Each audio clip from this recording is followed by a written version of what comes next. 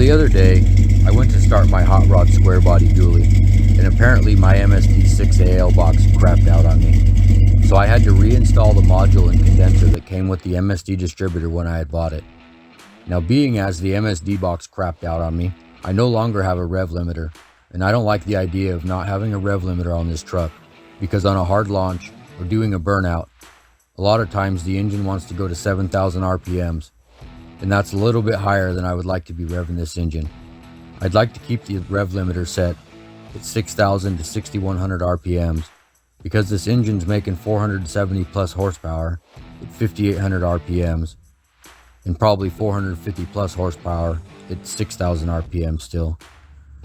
It's making 500 plus foot-pounds of torque at 3,800 to 4,000 RPMs. Now, I had originally built this engine for torque because this truck weighs 6,000 pounds and occasionally carries 9,000 pounds of rock, cords of firewood, and numerous other things. But being as I am who I am, and I never just assemble an engine, I decided to extract as much horsepower as I could with the parts I had without affecting low to mid-range torque and potentially even increasing it. Now, I had done about 60 plus hours of head and manifold porting and modifications. I had spec'd a custom ground cam, and I had taken every little modification into consideration.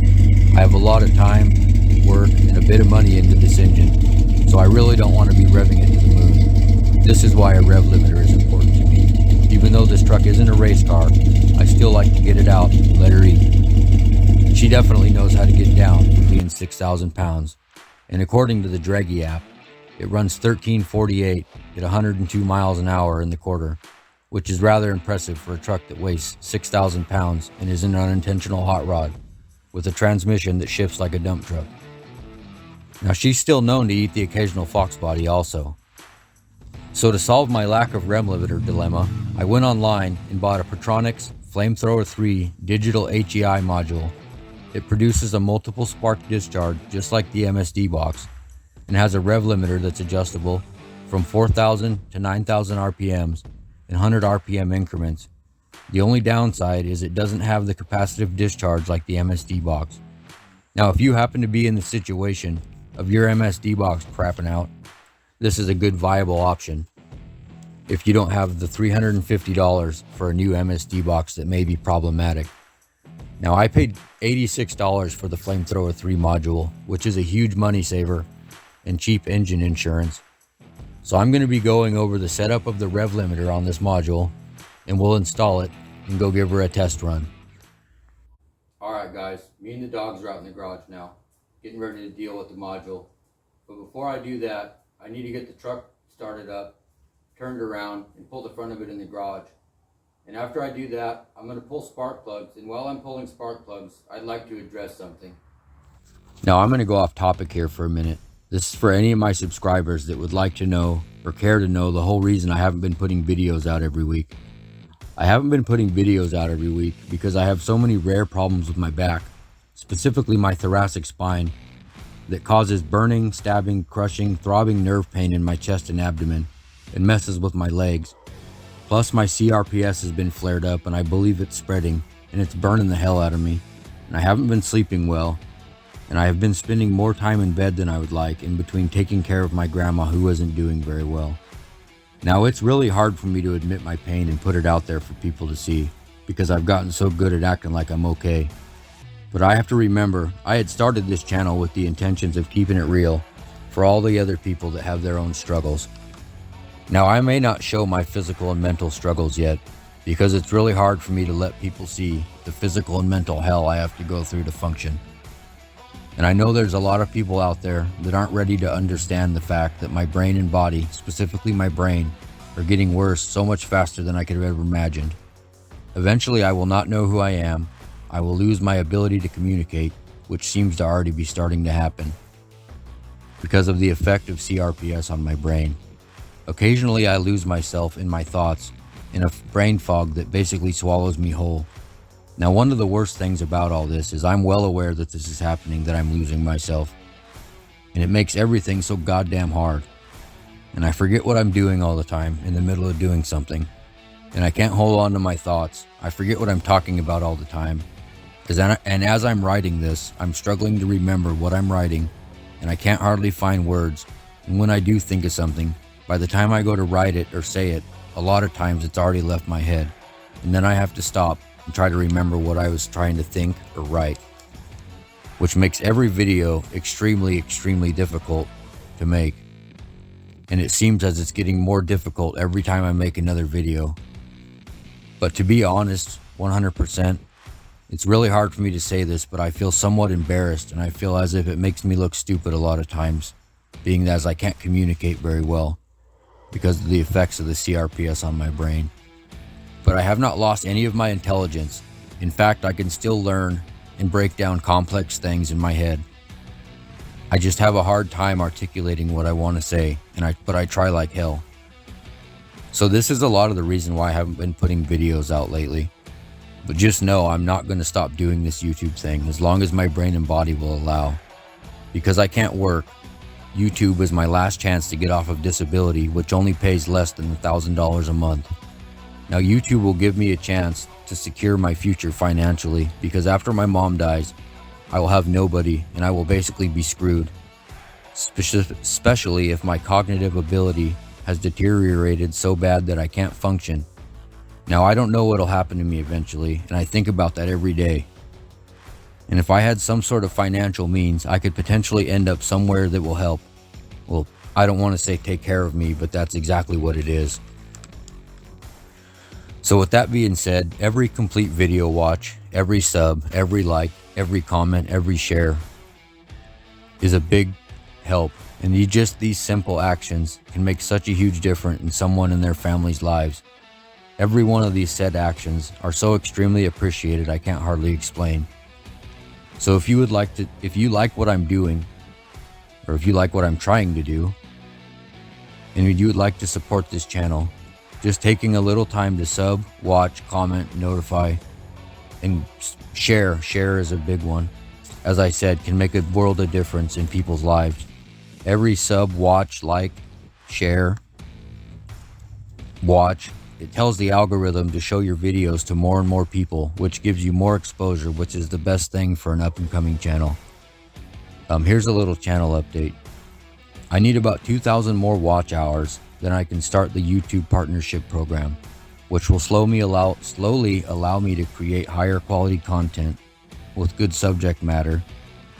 Also, while I still can, I would like to find a car and do a budget street/race car build that would give me the opportunity to take you guys along for the ride and provide one hell of a good time racing, and I would be able to spread more of my knowledge. So for those of you who've already subscribed, thank you for your subscription. And for those of you who subscribe, watch, like, etc., I appreciate you so goddamn much. I could go on for a long time. I have met and become friends with a lot of awesome people that have subscribed. So once again, thank you all. Now this video isn't about spark plugs, but while I'm still dealing with spark plugs, I just wanted to let everybody know I had pulled the spark plugs to check them and check the timing, and then put in 2 test plugs because I didn't want to buy a whole new set of plugs because these plugs are still good. I had put 1 plug in the leanest cylinder and 1 plug in the richest cylinder to test my most recent tune. These plugs are the result of being under every throttle position while driving, between idle to part throttle to full throttle. I had tuned this engine and every function of the carb so finely with my senses and without an AFR gauge that the plugs are almost perfect. Some people might say these are too lean, but they are most definitely not. I'm probably going to get an AFR gauge next month and test my carb tuning abilities and see how stable the AFR gauge will be at every position of the throttle. And I bet even for a carb it won't vary much, and it won't be any lean spots. I just wanted to put this out there so nobody thinks the plugs from earlier are the plugs for my tune. These are old plugs from when I was about halfway done tuning. Now back to your originally scheduled program. If you like learning new things and are curious and would like to know more about complex regional pain syndrome, go to complextruths.org. If you would like to know more specifically about the brain symptoms, type in CRPS brain fog on Google and then click on complextruths.org/symptoms. Thank you guys. Until 2018, this engine in this truck was completely original from 1977 in bone stock, with headers anyway, and 2.5-inch exhaust, and that's it. Had the original restrictive ass air canister for the filter and all that shit. I had built this engine, I had more than doubled the horsepower of this truck. The truck's got so much torque, I can take off in third gear from a standstill, and I can do 85, almost 90 in third gear, so that's saying something right there. I'll go on for about an hour or more about everything I've done to that engine, but I'm not going to do that because people won't watch that video. But I will go over that engine eventually, so if people want to copy the combo, they can, because it's one hell of an engine. I'm not trying to brag or anything, but that's one hell of an engine there to pull that damn 6,000 pound truck around like that and be able to take off in third gear. I'm very impressed with it. Very impressed with it. And this would be one hell of an engine in a car, but it's one hell of a pickup truck engine. Like I said, pulling that 6,000 pound truck around like that with ease, and pulling it around with 9,000 pounds of rock in the back of it too with ease, and being able to run a 1348 at 102 in the quarter, that's, like I said, that's pretty damn impressive. Working on writing a video right now about the engine and the truck behind me, so anybody that wants to replicate the engine or somewhat replicate the engine, or even ask questions about an engine in general, I really like answering questions about that stuff, and I'm actually rather good at it. Not to toot my own horn or anything, but I actually got recognized by David Vizard for my ability and that kind of stuff. Guys, I could sit here and talk about this truck all day. I'm having a fairly decent day today, so I kind of feel like bullshitting, but ain't nobody want to listen to me bullshit forever. So let's just get to the module. Okay, this is the pertronix flamethrower3 HEI digital module. And what this requires to set the rev limiter is a 9-volt battery,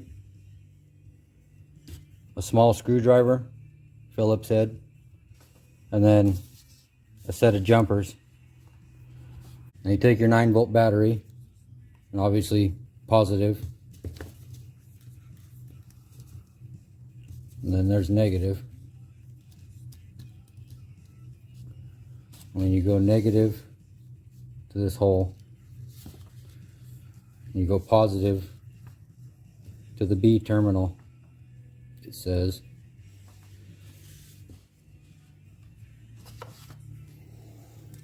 And then I'm going to go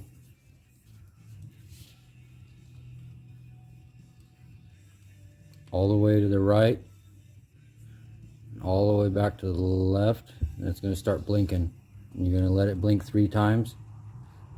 So 1, 2, 3. And then I'll go back to the center almost. And then it's going to blink slow. Those are going to be the RPM blinks. So that's 3, 4, 5, 6, 1, 2, 3, 4, 5, 6, 7. So 6,700 right there. 1, 2, 3, 4, 5, 6, 1. It's right where I want it. See, that's not that hard. The thing is a little damn finicky, but it's easy. Now you're going to let that sequence blink 3 times.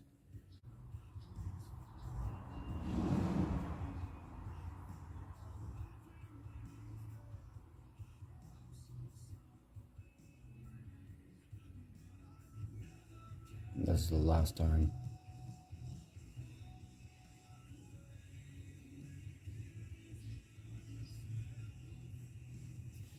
Rev limiter is set. See, nice and simple. And when installing this, you're going to want to smear this silicone schmoo all over the place on the bottom of this to keep it insulated.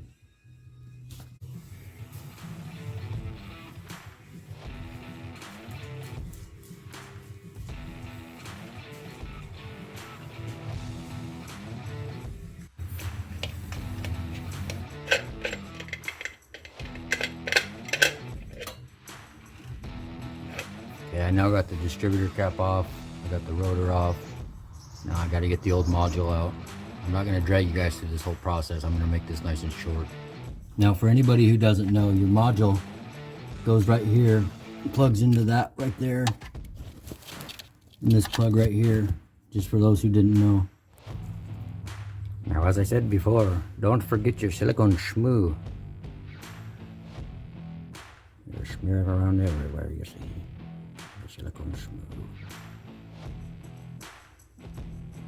Does a module good. Now, it's hotter than shit outside. Especially underneath this truck hood.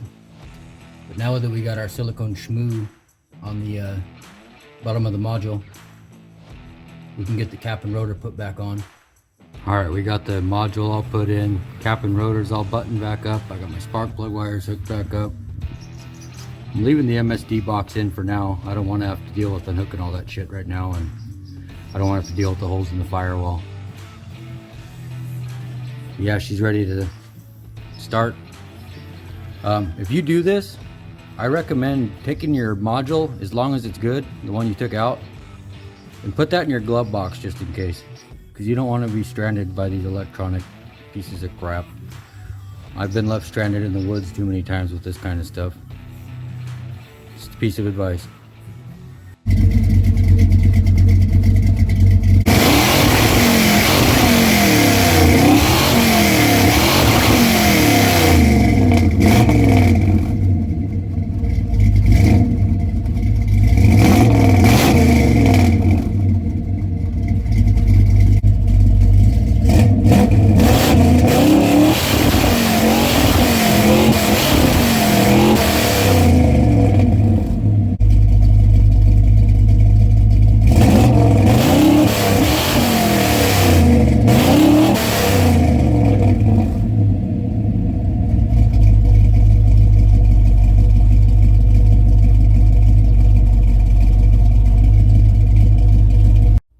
I'm about beat.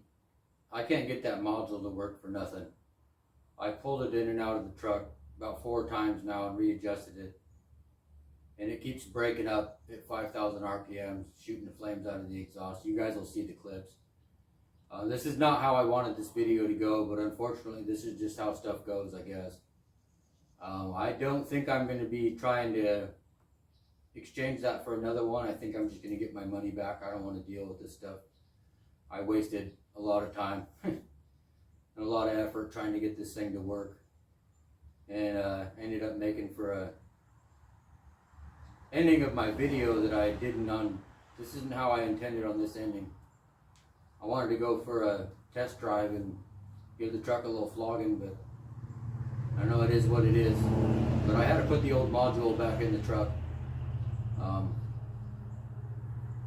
And I revved it up to 6,000 and beyond just fine, and it was back to normal. So it's obviously 100% the module. I had even off camera, obviously, I had taken and set the rev limiter 1,000 RPMs higher than what it was supposed to be. So I set it at 7,200, 1,100 RPMs higher than it was supposed to be actually. And still 5,000 RPMs, just shooting flames out of my damn exhaust and breaking up. You could see raw fuel shooting out of my exhaust too, and then you'll see an explosion by my tire, and the camera actually moves. It's pretty fucking crazy. But yeah, unfortunately this is how this is going to end, guys. I'm sorry, but I don't know. It is what it is. Like I said, I'm not going to be exchanging this thing for a new one, and I don't recommend anybody buying this thing now. So now I'm going to wrap this up, guys. Thank you for watching. I hope everybody likes, shares, subscribes, whatever, you know what I mean. Thanks, guys. Get her, dude.